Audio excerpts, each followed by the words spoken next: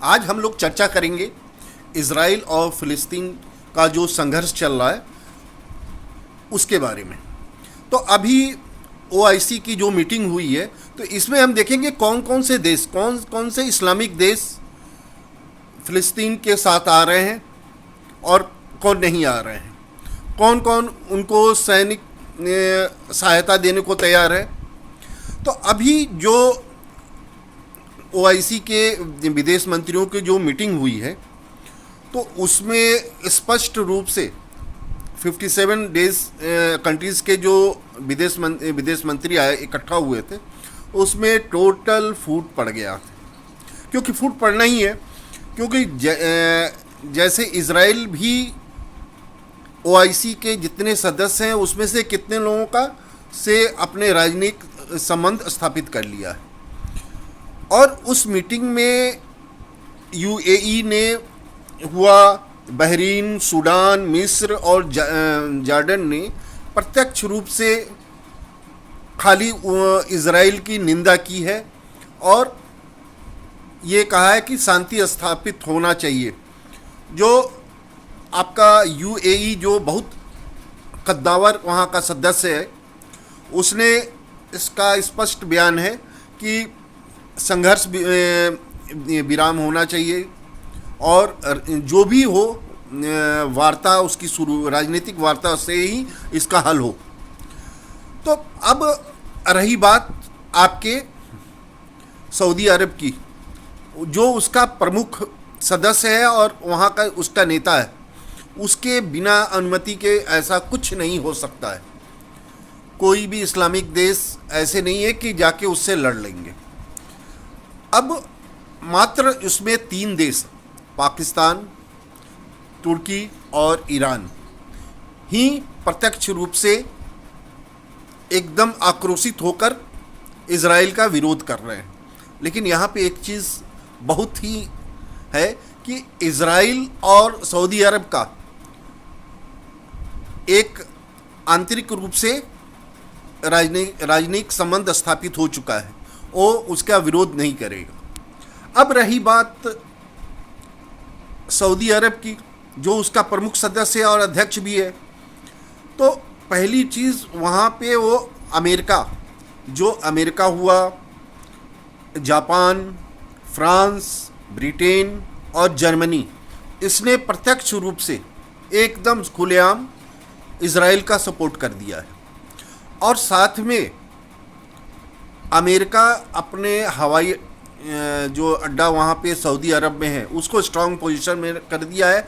F-18 भी स्थापित लेके वहाँ पे स्टेबल कर दिया है। और रही बात यूनाइटेड नेशन की, तो यूनाइटेड नेशन अमेरिका के ही इर्द गिर्द घूमेगा।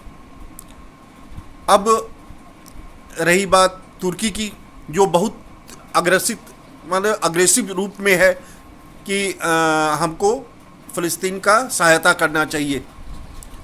तो एक चीज़ उस यहाँ पे और भी आ रही है कि फ़लस्तीन जो है उसकी सहायता सऊदी अरब नहीं करेगा। और क्यों नहीं करेगा?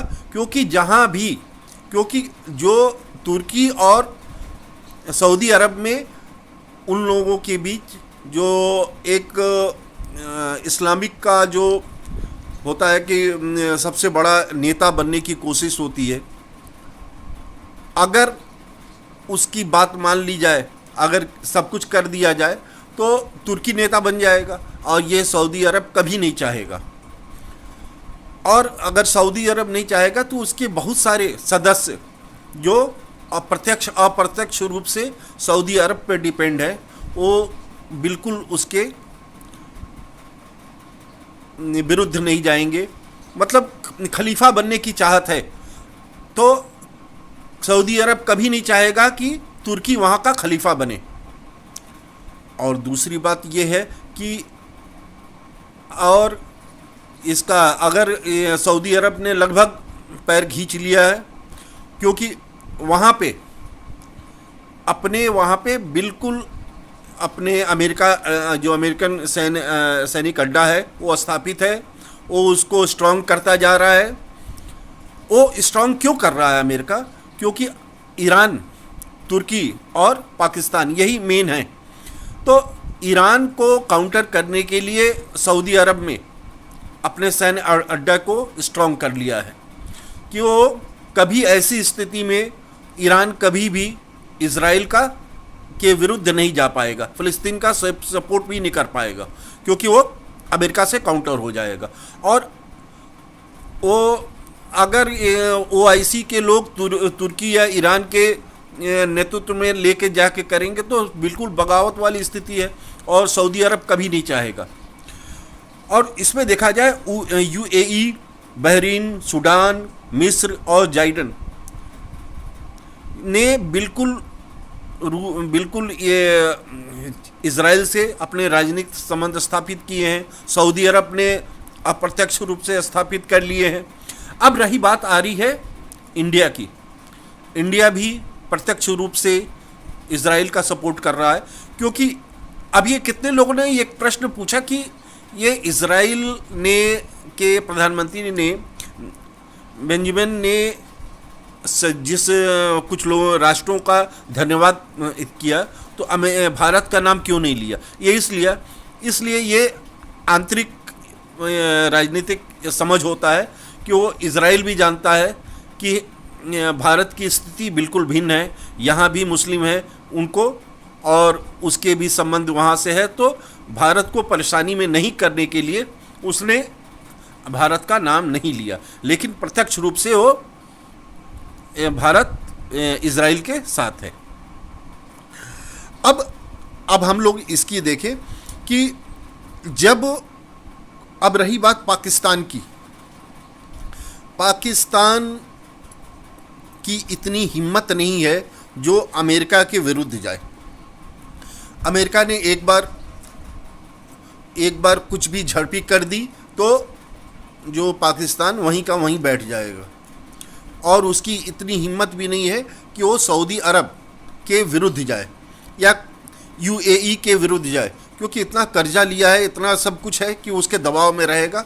जहाँ हाँ प्रत्यक्ष रूप से हो, अप्रत्यक्ष रूप से तुर्की के बीच में जो कुछ वक्तव्य देना है देता रहेगा, लेकिन वो उसके विरुद्ध नहीं जाएगा। यानी कि तुर्की भी खाली अपना वक्तव्य देगा, लोगों के बीच में ये अपना वक्तव्य दे के, पाकिस्तान सिर्फ वक्तव्य दे के चुप रहेगा, और ईरान की हिम्मत नहीं है क्योंकि काउंटर करने के लिए अमेरिका वहाँ पर बैठा हुआ है। इस तरह फ़िलिस्तीन का कोई भी इस्लामिक देश उसके साथ लड़ने के लिए नहीं आ रहा है। इसमें एकदम निश्चिंत है। कितने लोग ये कह रहे थे कि आ जाएगा इजराइल के विरुद्ध, ये आ जाएंगे वो आ जाएंगे। अब रही बात चाइना और रशिया की। अब हम लोग पहले रशिया की बात करते हैं। रशिया कभी भी ऐसे जगह पैर नहीं फंसाएगा जहाँ पे उसका बहुत ज़्यादा नुकसान है, क्योंकि बहुत सारी कंट्रीज़ है ना, और मैक्सिमम कंट्रीज़ जो अमेरिका, फ्रांस, ब्रिटेन, भारत के प्रभुत्व वाले देश हैं, वो उसके साथ रहेंगे नहीं, तो बहुत सारे संबंध जो समीकरण होते हैं बिगड़ जाएंगे। तो उसके साथ चाइना भी जानता है कि अगर हम कूदते हैं तो तुर्की ही एक ये है, और ईरान को काउंटर अमेरिका कर देगा, तुर्की अकेला क्या कर पाएगा, और पाकिस्तान की हिम्मत नहीं है। और अब रही रसिया की। रसिया आज की स्थिति में ऐसे कहीं भी अपना पैर नहीं डालेगा जहाँ पे उसका आर्थिक नुकसान होता हो, क्योंकि वो आर्थिक रूप से बिल्कुल कमज़ोर हो चुका है। वो एक साथ इतने देशों का विरोध नहीं कर सकता है। तो ये मान के चलिए कि रशिया भी नहीं आ रहा है, चाइना भी नहीं आ रहा है, और पाकिस्तान भी नहीं आएगा, उसकी हिम्मत ही नहीं है। और रही बात ईरान की, ईरान को काउंटर करने के लिए अमेरिका वहाँ पे सऊदी अरब में बैठा हुआ है। और रही बात तुर्की की, तुर्की सिर्फ अपने खलीफा बनने के लिए ही जितना वक्तव्य देना है देंगे। और ये जो इनके विदेश मंत्री की जो मीटिंग हुई है OIC की, उससे स्पष्ट हो गया है कि इन लोगों में बिल्कुल फूट है। बिल्कुल वो ये है कि आप शांतिपूर्ण वार्ता कीजिए, पड़ोसियों से अच्छे संबंध रखिए, यही समृद्धि का कारण है। इस तरह ईरान बिल्कुल जहाँ तक हो सकेगा वो काउंटर करेगा। बिल्कुल काउंटर करने के बाद वो दोनों जब बिल्कुल समझ लेगा कि वो हम आगे इनको हमास को बिल्कुल लगभग उसका कमर तोड़ दिए हैं, तो उसके बाद दोनों शांति वार्ता करके ख़त्म हो जाएंगे। अब ये लड़ाई आगे नहीं बढ़ने वाली है। धन्यवाद।